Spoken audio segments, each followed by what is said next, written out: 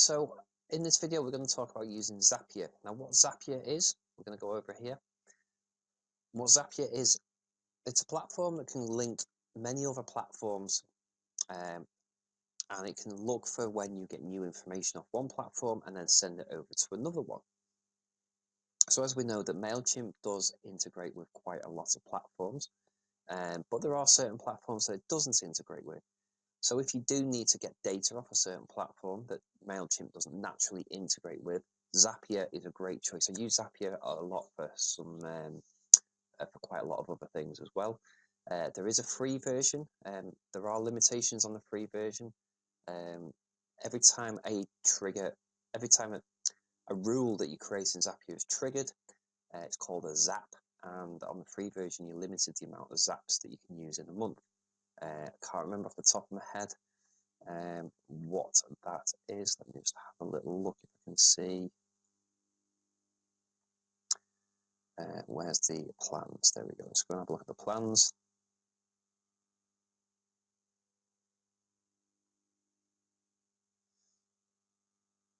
Okay, so the free one, yeah, we get 5 zaps.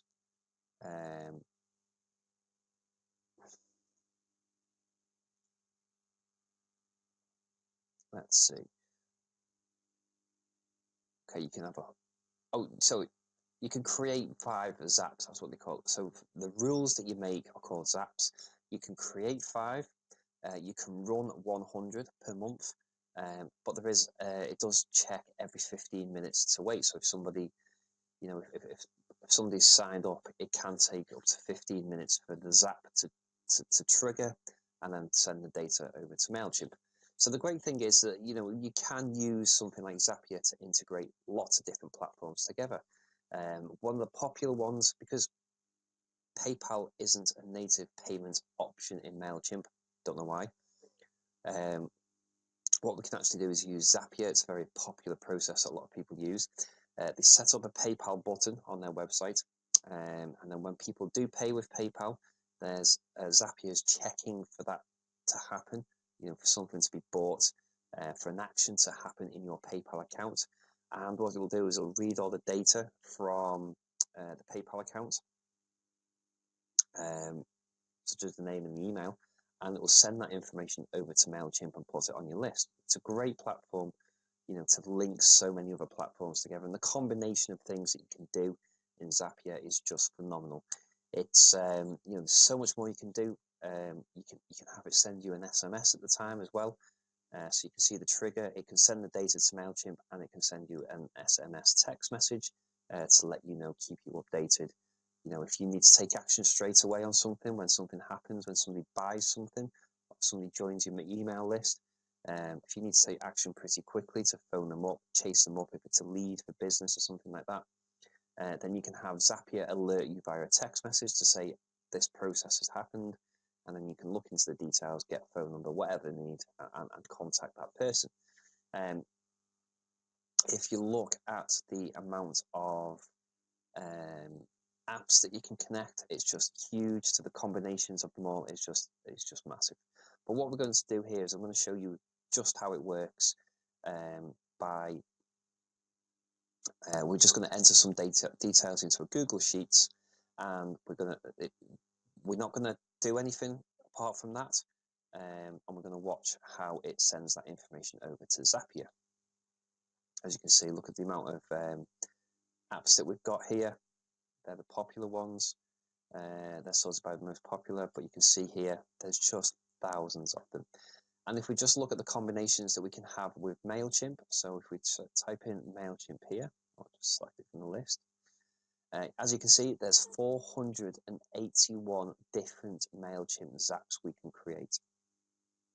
If we scroll down, we can see we can take information from Facebook, from a Facebook advert, and send it to Mailchimp. Typeform, sent to Mailchimp. ClickFunnels information, sent to Mailchimp. Google Sheets, sent to Mailchimp. That's what we're going to do. Yeah. We can do Mailchimp to Google Sheets, Google Forms to Mailchimp. You know, there's so many combinations we can do here. Yeah, the platform's fantastic. So I think now that Shopify is not natively supported with Mailchimp, as we can see, if we type in Shopify to Mailchimp, we can see that we can actually link them through Zapier. So Zapier will take the information off Shopify, and it will send the information to Mailchimp. So we can use them here, and we can actually quickly just select a trigger here. So if we've got a new customer, then do this, then add or update a subscriber. We can click on there and use that Zap, and then just go into the settings and do it. What we're going to do here is we're going to use Google Sheets, and basically when we get a new or updated sheet row, a spreadsheet row, then I am going to add or update a subscriber. I'm going to click on that and use Zap. Now I already have my Google Sheets connected, but what you can do is if you're not connected, you'll see nothing here. You click on connect an account. It'll ask you, it'll go to your Google account login window, and you just log into your Google account. But obviously, depending, this is the trigger one, this is the platform that you want data to come from. So whatever it is here, you choose the platform that you want, and then you go through the connect process. Now, depending on the platform, it's going to be a different different login or process. Anyway, it might just be a login. You may need an API code. It all depends on the platform and the way it works. Okay, so I'm using Google Sheets. I'm already logged in. I'm just going to test that to make sure I'm happy. Okay, save and continue. Right, just to show you what I've done is I've created this Google Sheets called Test Sheet, and I've entered on the top first name, last name, email address, and data use agreement, as we have on our for the settings that we need for our forms. Go back to show you that on our form builder. So we are asking for first name, last name, email address, and the data use agreement. Okay, so they're the titles of the top column. They don't really need to match, but the data kind of needs to match the criteria. So, for example, the sign up data use agreement, when you check that, it basically enters this text here into the data of the subscriber. So when you enter it into the sheet here, it needs to match word for word, otherwise you will get an error. Now, depending on your platform that you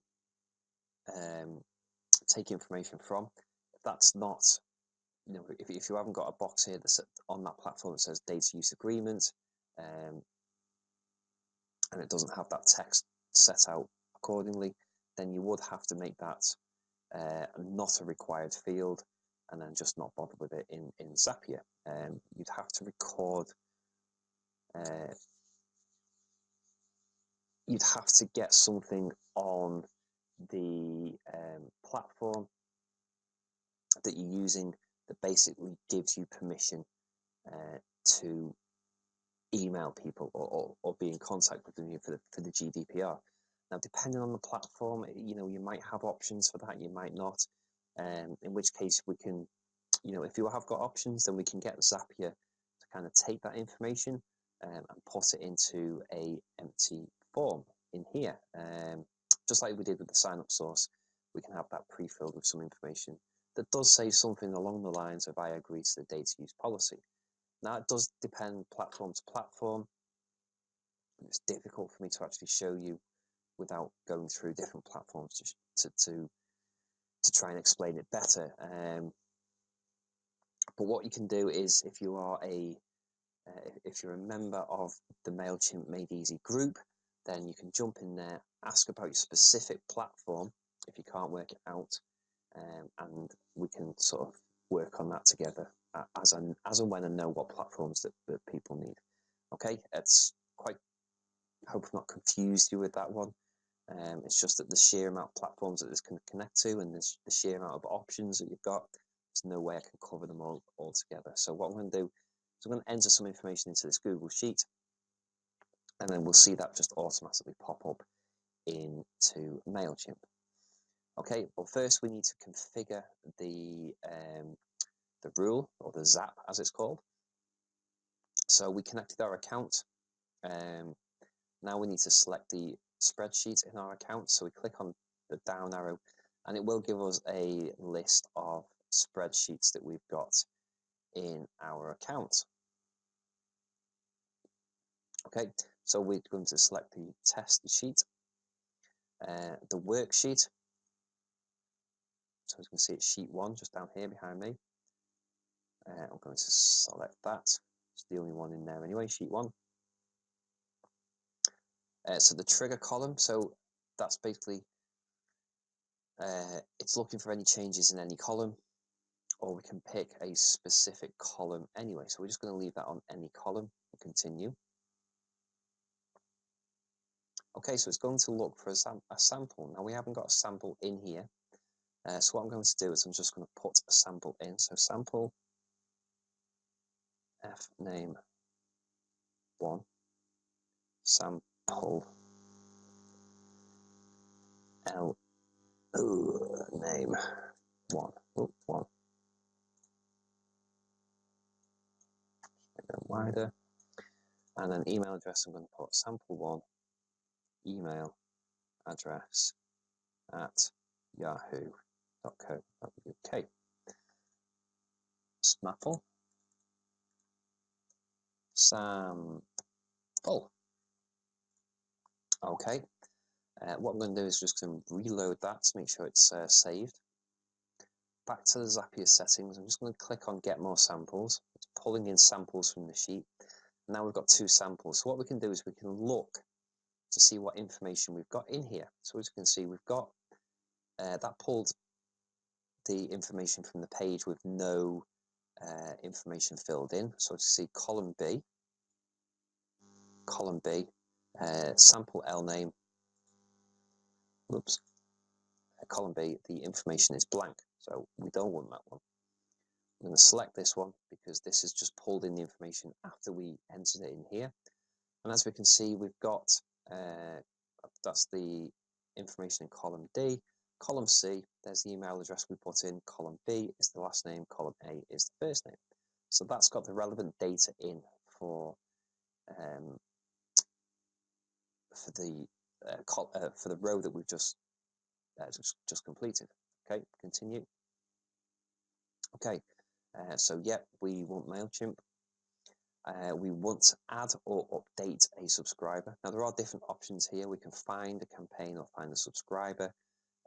We can make it do things in Zapier, and there are some other options we can do as well. We can make them unsubscribe. We can actually send the campaign straight away. Sorry, that sends to everyone signed up on the campaign. If you just want it to go to the one person, you just want that automation within Mailchimp, so don't do it in here. We can actually make it create a draft campaign, and we can add a tag as well. What we want to do is just add or update the subscriber. Okay, continue. Again, I've connected the account already, but if you haven't connected, you simply click on select a connect account, and it's basically asking for your username and password for your Mailchimp account so it can log on and get access. So I'm already logged on. I'm going to test this. Success. Okay, cool. Now what it's going to want to do is match up the information we've taken from the sample and put it into the details that we are required in Mailchimp. Okay, so the first thing is the audience. So we've only got the one audience, so that's our list. So that's Lexi Art. So the subscriber email. So what information do we want from that spreadsheet to go into the subscriber email section in Mailchimp? So clearly we want the email address, and that's where we select email address, and we can see the sample one that we entered. Double opt-in, do we want double opt-in for this information? So when somebody fills in this information or signs up on this platform, do we want it to be a double opt-in? Maybe you do, maybe you don't, depending where you live, but depending where the customer's from.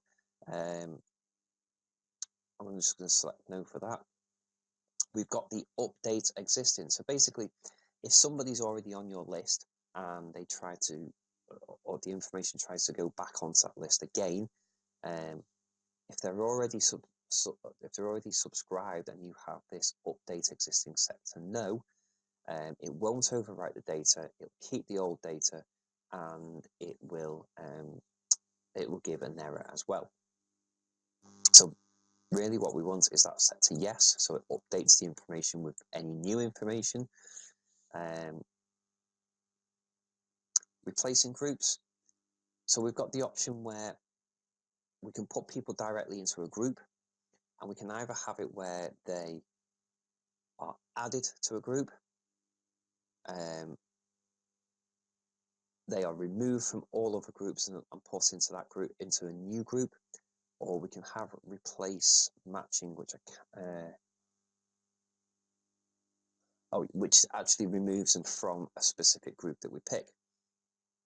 So if we click on replace, we can see here as well. So add only, so it basically adds them to the group that you select without doing anything else. If they're in another group, it doesn't remove them. Replace all. So what it'll do is it'll clear all the subscribers' existing groups and just replace it with the one that we set on here. And replace matching, as we said, it basically clears all group selections for the group specified below. Okay, so I don't want it. I just want it on add only. Not that we're actually going to put them into a group on this one, because we've turned the groups off. But we can select a group and we can add another group as well, so we can put them into two groups. Language code, don't worry about that. Now it's missing first name and last name, so let's just click on refresh fields. Okay, so I've clicked on refresh fields and we can see first name and last name and data use agreement have popped up, and they are required as well. So first name, simple enough. Let's look for the one that says first name. Last name, we're looking for the one that says last name. And a data use agreement, again, data use agreement. Okay. Sign up source, so that's the blank box there. So we could actually have, if we write Zapier in there, then every time this gets filled in, it's automatically going to put Zapier in there, so we can see on the page the sign up source. If you haven't had a look at the lesson on the embedded forms with hidden text, you'll see why we've put this hidden box in here. Could always be handy to just leave that in here and have it hidden anyway, so that when we use processes like this, we can always, make use of it and put something in there. Okay, so we're going to click on continue, and what it's going to do is it's going to send this test over to Mailchimp with this information. Okay, and it was sent to Mailchimp. So if we now go to Mailchimp and go to our audience and view our contacts, we should see a new contact in there. An easy way to find it is the sign up source is in Zapier. So there's sample F name 1 with sample L name 1. I agree to the data use policy. There's the email address, and we change the sign up source to say Zapier. And yeah, it's subscribed. So what I can do now is, because that's now completed, we can finish that. We can give it a name. We can store it in a folder. I'm just going to store it in there, and then we can basically turn that Zap on, and there we go. It's now working. It's now waiting to look for those triggers. Okay, so if I now go into the Google Sheets and I start typing in another name, let's call it another F name 1, another L name 1, any old email. And because this text has to match the text on Mailchimp, I'm just going to copy and paste that. So that just says it's all saved, but if I just refresh just to make sure, Fingers crossed this should send, excuse me, this should then send the information over to Mailchimp. Now, don't forget, it does have that 15-minute trigger, so it may not trigger immediately, it may wait, but let's just see, it's not come through yet. So what we can do in Zapier is we can look at task history. And we can see here that we have some tasks. We've got this error here. Okay, so I am looking for Zaps related to, where's the one we just made?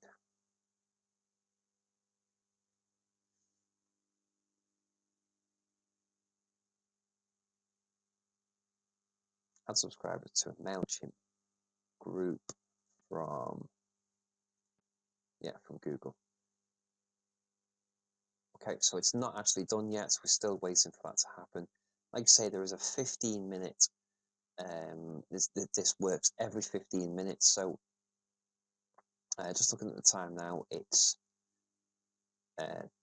19 minutes to the hour, so we probably have to wait 4 minutes for that to happen. So I'm just going to pause this video and then come back in a bit.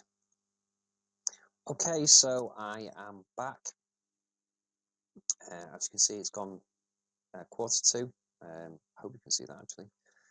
It's actually gone 1:45 now, and I've just refreshed this page, and as we can see, we've now got a successful Zap carried out from Google Sheets to Mailchimp. So if we click on that, we get a bit more information for what we put in. Let me have a look. Okay, so we can see first name is another F name 1, last name is another L name 1, and yeah, data use agreement, and the email is this at outlook.com. That's what we put in here. Okay, in this row. So if we now go to our audience, and as we can see, that's the first one we did. If we refresh, we should see now another one with Zapier. There we go, another F name, another L name. That's now gone to Mailchimp.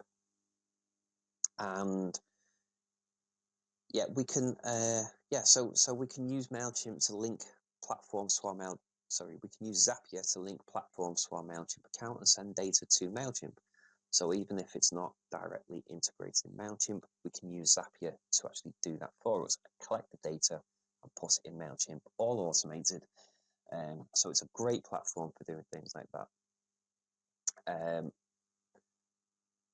And again, we can actually use that to trigger automation. So if we do have the group set up, we can have Zapier automatically put them into a group, so that the entering into the group is then a trigger for automations, which you can see once we get into the automated examples.